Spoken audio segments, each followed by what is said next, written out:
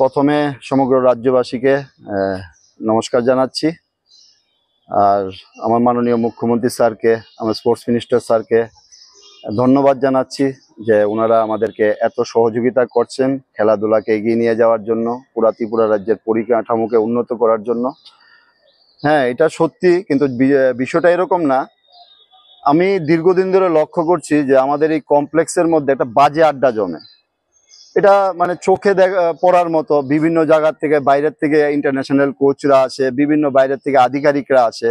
এটা অনেকে আমাকে কমপ্লেনও করেছে যে যেখানে সেখানে গার্জিয়ানরা বসে লুডু খেলছে, কাপড় বিক্রি করছে, কসমেটিক বিক্রি করছে, বিভিন্ন আড্ডা মারছে, গাছের পাতা ছিঁড়ছে বা বিভিন্ন জায়গাতে পানের পিক ফেলছে।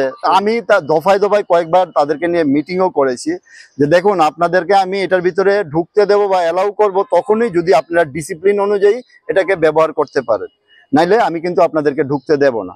তারপরে দেখা যায় বিভিন্ন সময় শৌচালয়ে যায়, নোংরা করে চলে আসে। তো আমরা বলার মতো কিছু থাকে না।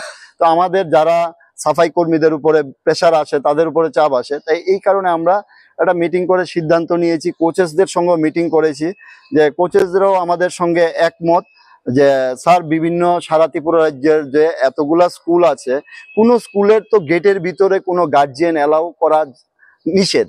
তো সেই জায়গাতে আমাদেরটাও তো একটা স্পোর্টস স্কুল, তো আমরা কেন গার্জিয়ানরা অ্যালাউ করবো ওই জায়গাতে? ঠিক আছে, আমরা গেট থেকে তাদেরকে রিসিভ করব, বাচ্চাদেরকে ছুটির পরে আবার গেটে বাচ্চাদেরকে গার্জিয়ানদের হাতে উঠিয়ে দেব। তো আমাদের এই কমপ্লেক্সটা একটা ডিসিপ্লিনে থাকার মতো একটা ব্যবস্থা থাকবে। তবে তো এই কারণেই আমরা কালকে একটা সিদ্ধান্ত নিয়েছি, টাকা দেওয়াটা এটা ভুল, এটা এরকম কোনো বাধ্যতামূলক না। আমরা বলেছি যে আমরা একটা টাইম দিয়ে দেবো যে এই টাইমের পরে থেকে গার্জিয়ানরা আমরা ভিতরে অ্যালাউ করব না, আমরা স্টুডেন্টরাকেই শুধু অ্যালাউ করব।